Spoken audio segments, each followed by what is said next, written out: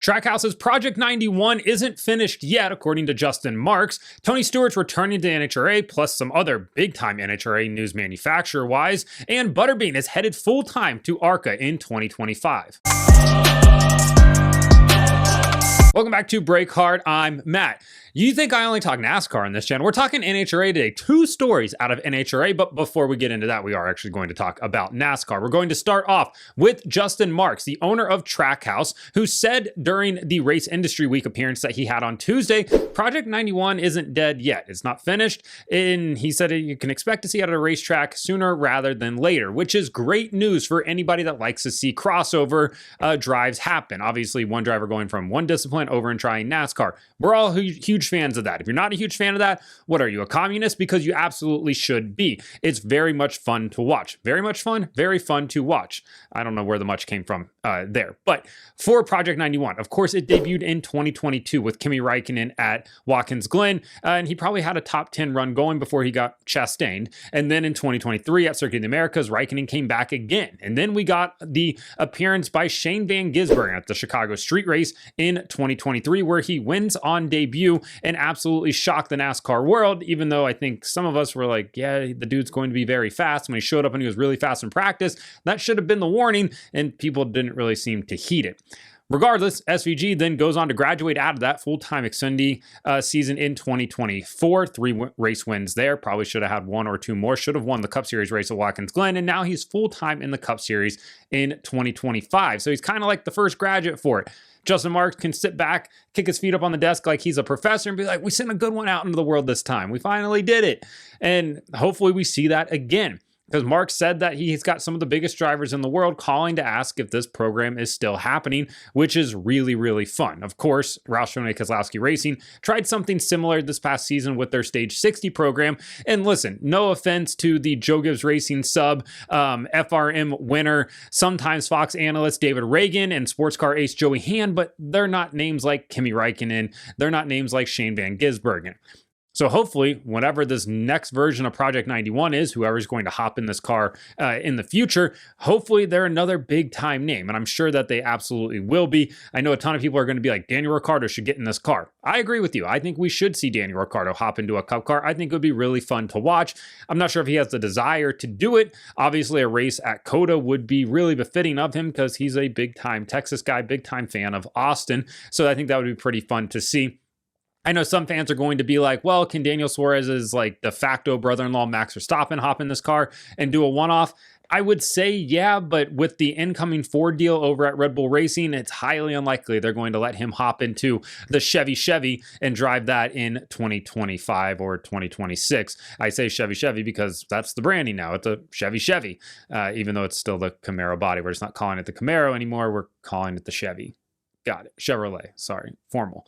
But Project 91, the fact that it's still around, the fact that we're likely to see it again is really, really good news. Obviously, Trackhouse was stretched a little bit thin last year, or this year, 2024. Obviously, they had the third car with Zane Smith over at Spire. They helped the cars out for Colleague when SVG was showing up over there in the Cup Series, and also helped out with their Xfinity program as well. And now, hopefully, they have those resources back in-house and they'll be able to do something in 2025. I told you we were going to talk NHRA today, and we have 2 NHRA stories. The first being 1997 IndyCar champion Tony Stewart will return to the NHRA for his second full-time Top Fuel season in 2025. He, of course, took over that ride from his wife, Leah Pruitt. Is it Leah Pruitt or Leah Pruitt Stewart or Leah Stewart now? I think it's still probably just Leah Pruitt. There's too much equity in that name at this point. That's a side quest that my brain just went on right there. But she wanted to get pregnant. She wanted to start a family. Tony hopped in the car so they could focus on that this year. Congrats on the sex, Tony. Congrats on the kid. Healthy baby. Always love to see that as well. He got to drive fast race cars all season. And in his rookie year in the NHRA, finished 9th in the championship standings, had 2 final round appearances, 4 semifinal appearances, and by all accounts did pretty good. Obviously, the focus in 2025 is going to be on winning, hoisting that Wally for the first time in a national event in a Top Fuel drag car. That would be big time for Tony Stewart, certainly a feather in his cap. a throwback. If you get a guy that wins in Top Fuel, he's a NASCAR Cup Series winner and champion, Xfinity winner, Truck Series winner, I believe. You also have him being an IndyCar winner, Silver Crown champion, Sprint Car winner. Yeah, the guy's won in everything that he's ever gotten in. Why not have him win one of these races as well? He said that Leah wants to focus on being a mom for this first year, which I think anybody with a brain can understand, unless you're like one of those incels, but then you don't understand anything. So for Stewart, this is really fun for him because he was like, hey, I get to go drive Top Fuel cars. Yeah, which is pretty badass, dude. Oh, yeah, shame. You got to go fill in for your wife. For most people, that means like, I don't know, looking at spreadsheets all day or being a nurse or whatever else your wife would possibly do. And for Tony, that means he gets to go 330 mile an hour. That's pretty sick. That's pretty cool at the end of the day. So Tony Stewart back in NHRA next season. Speaking of back, well, they're not going to be back in 2026.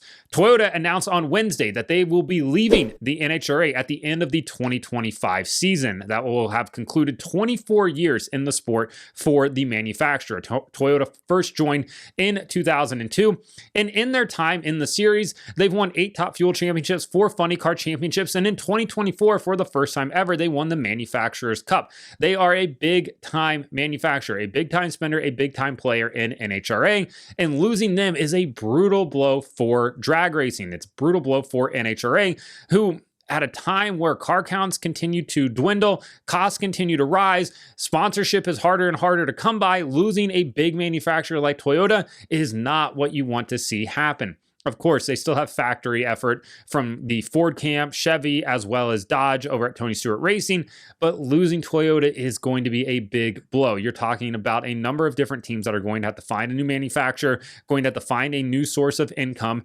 to help get them into 2026. For Toyota, they've been around for a long time, and I think they have to sit back and look at it and, wonder, does the cost merit what we're spending?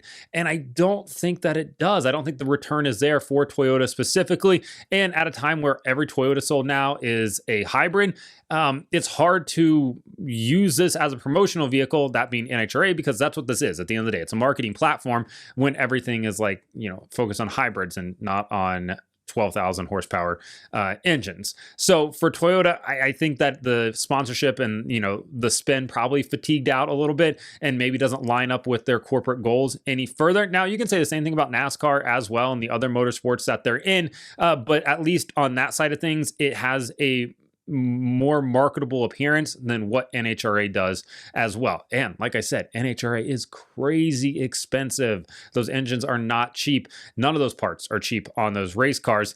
So it's a brutal blow for NHRA. Hopefully there's some sort of contingency in place to weather the storm heading into 2026, but at least they didn't just drop this bombshell and be like, hey, we're not coming back for 2025. No, they will be back for 2025.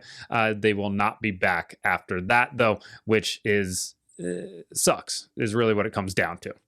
We also got news on Wednesday that Brenden Butterbean Queen will be going full-time ARCA racing in 2025 with the Pinnacle Racing Group in that number 28 Chevrolet, which is a big-time ride for Brenden Queen. He, of course, is your now defending Cars Tour late model stock champion after winning that this season. He made 3 Truck Series starts this year, had a best finish of 4th at North Wilkesboro. He made those 3 starts with Tricon. He also made a start in Daytona in the ARCA Series as well. But getting that number 28 ride over at Pinnacle Racing Group is huge for him. That is a car that Connor Zilic drove to victory lane this year 5 times on the national tour. We also saw Connor Mozak win with that car as well. That is a very, very fast race car. We saw Corey Day make select starts in the second car this year. We saw Carson Kvapil make a start last year in that car in 2023 at Kansas. I believe he came home second there, very close to winning that race. This is a very fast race car. It has Chevy backing. Brenden is now part of the Chevy development program, maybe by the sounds of it, at least kind of based on that teaser video. It looks like there's some manufacturer support behind this. So for Brenden Queen, this is big time. Like, he's now gone off the Cars Tour.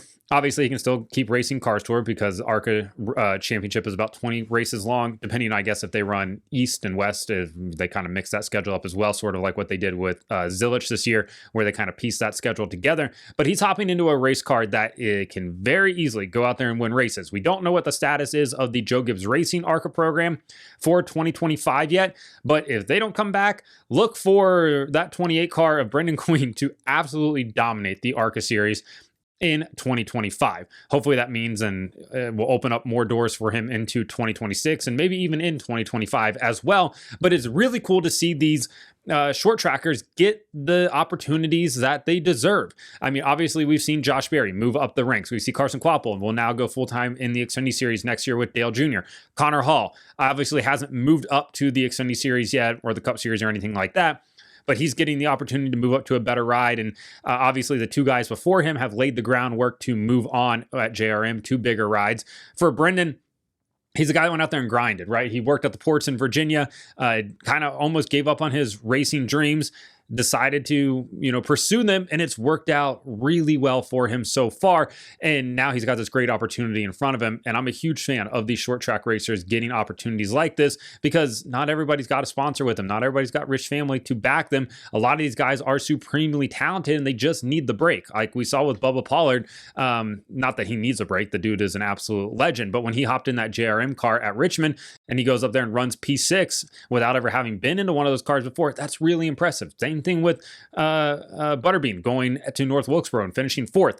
Love to see stuff like this happen, and I'm excited to see what he can do in 2025. So let me know in the comments what you think about the Trackhouse Project 91, the NHRA news, as well as Butterbean going full-time ARCA next season. Like and subscribe to the channel. Follow me on TikTok at BreakHard, Instagram, Twitter, and Facebook at BreakHardBlog.